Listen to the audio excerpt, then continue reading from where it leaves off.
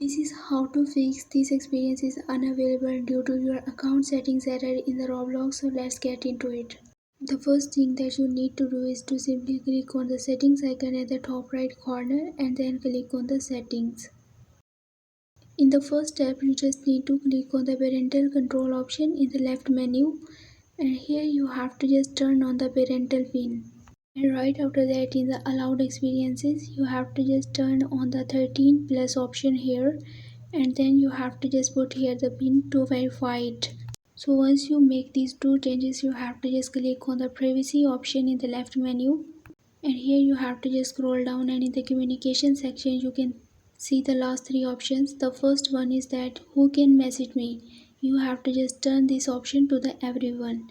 And the second is that who can chat with me in the app. You have to just turn it to the friends. And the third option is who can chat with me. You have to just turn it to the everyone. So once you've done these all changes, you have to just again try to access your Roblox, and this time your problem will be fixed 100%. I hope this video makes you able to fix your error in your Roblox. Thanks for watching.